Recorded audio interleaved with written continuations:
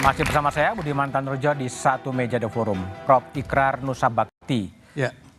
Yakin angket bisa berjalan?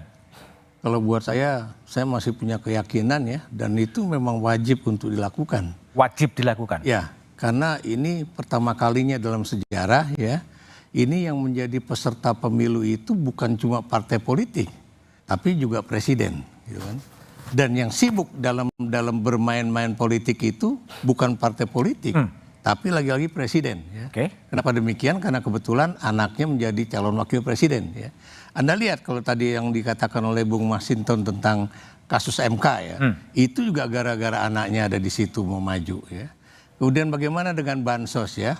Itu kalau kemudian tadi Bung teman kita dari Golkar ya mengatakan bahwa yang dapat bansos itu tiga-tiganya. Memang tiga-tiganya, tapi dengan bisikan pilih paslon nomor 2, kalau pilihan pilek terserah.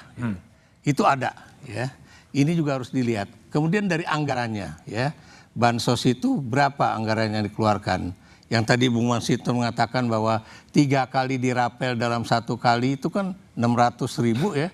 Itu teman-teman calon anggota legislatif itu nggak bakalan menang itu untuk melawan amplop yang besarnya itu cukup besar ya. Kemudian dari segi penggunaan aparat ya, itu sangat masif ya. Dan ini harus benar-benar harus diwaspadai. Bukan cuma buat teman-teman yang kalah ya, teman-teman yang menang ya, termasuk Partai Golkar, PAN dan sebagainya ya. Kenapa demikian? Kalau ini menjadi presiden yang buruk, kemudian berlanjut pada pemilu yang akan datang, pemilu yang akan datang lagi, bagaimana masa depan demokrasi kita?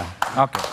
Dan ini, Anda juga harus ingat ya, ini adalah pemilu yang ke-6 kalau nggak salah ya, dalam era reformasi ya.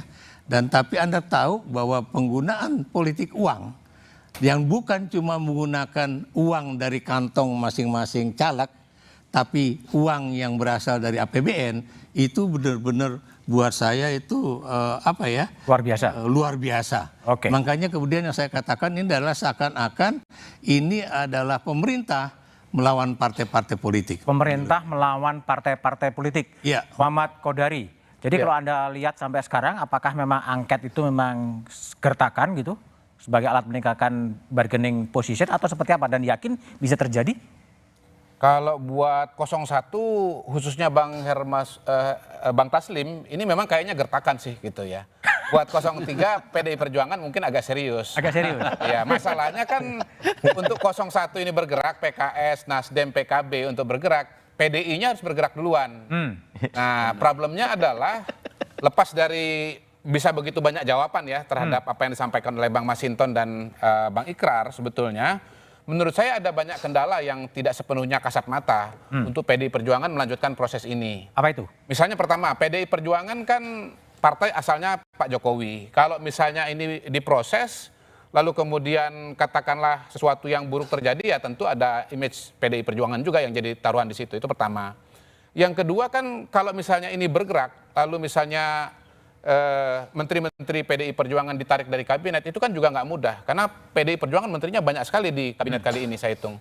Mungkin perwakilan partai paling banyak di era reformasi adalah kali ini. Yang punya KTA PDI Perjuangan saja kalau nggak salah 7. Belum yang endorsement langsung dari Teguh Umar gitu. Ya anggaplah tambah 3 lagi, sudah 10 kan begitu. Belum lagi di antara 10 atau nanti saya tambah 10 tambah 1. Nah yang 1 ini sangat penting sekali gitu ya. Dan ini nggak mungkin diputus gitu loh. Karena justru yang 1 ini, 10 plus 1 ini yang justru menjadi pengikat antara Pak Jokowi dengan Ibu Mega yang sangat kuat sekali. Siapa gitu. tuh? Hah? Maksudnya ya biar kolom komentar. Kalau TV nggak ada kolom komentar. Gitu. Jadi yang 1 ini yang kuat sekali. Kalau 10 ini ditarik, maka yang 1 ini pasti dilepas. Dan kalau itu kayaknya terlalu sayang untuk dilepas.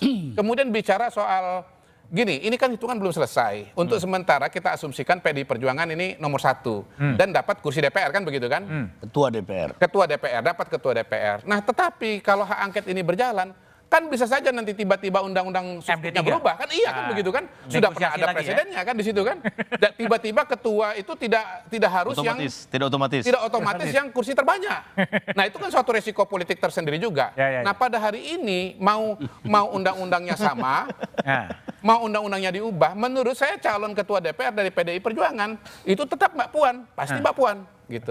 Nah yang terakhir, yang paling penting adalah hemat saya dari 128 anggota DPR sekarang ini paling nggak 70%, 75% itu pasukannya Mbak Puan, dan Mbak Puan itu adalah penjaganya Pak Jokowi dan Mas Gibran di dalam PDI Perjuangan. Bagaimana Anda mau menerobos seseorang yang punya mengendalikan atau punya pendukung 75% dari total anggota DPR, Dewan Kolonel akan tampil lagi di sini, gitu. Yang selama ini dia nggak tampil lagi Dewan Kolonel. Jadi di antara Pak Jokowi ya, dan hak angket itu ada Dewan Kolonel dan Mbak Puan Maharani. Itu dia. Oke. Itu yang paling sulit diterobos. Khairul Umam gimana merespon? Berbagai analis soal meresponnya gimana? Memang kalau respon dari pemain internal, memang Pemain internal ya? tadi disebut oleh Bang Masinton, katanya bagian dari sponsor dulu. Tapi begini, Mas Budiman. Saya sebetulnya menunggu-nunggu. Saya di hak angket itu saya menunggu-nunggu. dan pasti langsung gugur, karena saya bukan pemerintah. Iya, terkait dengan hak angket ini, rasa-rasanya ini diajukan sebagai sebuah bentuk mosi tidak percaya terhadap jalur konstitusional sebagai proses dalam konteks sengketa pemilu di Mahkamah Konstitusi. Jadi bentuk dari tidak percaya terhadap institusi MK, maka kemudian dipilihlah jalur politik. Karena bagaimanapun juga, kalau misal kemudian merujuk ke pasal 286 tentang TSM, memang sangat kompleks dan tidak mudah. Sangat berkeyakinan betul siapapun partai-partai yang mengusung capres-cawapres tidak mudah menghadirkan bukti di 50% provinsi se-Indonesia dengan kategori sebagaimana tercantum di pasal tersebut ya. TSM. Terstruktur, sistematis, masif. Dan itu penjelasannya sangat detail. Dan sekalipun kemudian masing-masing memiliki infrastruktur pemenangan yang mapan dan memadai, rasa-rasanya tidak mudah untuk menghadirkan itu untuk memenangkan di sengketa pemilu. Meskipun di saat yang sama, kalau misal kita merujuk di Pilpres 2019, pasal TSM di pasal 286 itu sebenarnya itu mengatur TSM dalam konteks pileg. Artinya bahwa TSM dalam konteks Pilpres itu belum diatur dalam undang-undang kita. Sehingga ketika kemudian dulu Prabowo Sandi mengajukan sengketa itu di Mahkamah Konstitusi, putusannya adalah itu bukan kewenangan MK. Maka dikembalikan ke Bawaslu. Tampaknya teman-teman itu sudah paham kalau ini dilanjutkan di MK, satu tentu dari produk yang harus kemudian diajukan bukti-bukti validnya tidak mudah dikumpulkan, di saat yang sama rasa-rasanya akan mentok juga. Maka dipilihlah hak angket tadi. Angket. Nah, hak angket tadi kita perlu telaah lebih dalam, Mas. Tentu pertama ini berpotensi menjadi sebuah alat politik yang cukup mematikan untuk mendelegitimasi kredibilitas dari pemerintahan Pak Jokowi. Karena kalau misal kita buat skema ya, gabungan dari partai-partai di kubu 01 dan juga kubu 03 itu jumlahnya praktis ada di sekitar 314. Dan 314 itu berbanding misalnya dari partai-partai yang di koalisi 02 itu di 261. Gapnya cukup signifikan. Meskipun di saat yang sama, apakah betul itu bisa mematikan atau tidak bergantung pada soliditas. Nah, fakta politik per hari ini, termasuk ya ketidakhadiran dari PKB dan PKS di forum yang mulia ini, rasa-rasanya juga menjadi sebuah sinyal bagi ketidaksolidan dari kekuatan-kekuatan. Atau bagian digembosi? Itu bagian dari sebuah skema dari masing-masing kekuatan. Jadi langkah-langkah mitigasi untuk menggemboskan dan lain sebagainya tentu akan dilakukan. Termasuk Bang Masinton bisa aja teriak paling kuat, paling terdepan, tapi rasa-rasanya jangan-jangan dia terdepan, tapi yang di belakang tiarap semua. Itu kan memungkinkan terjadi.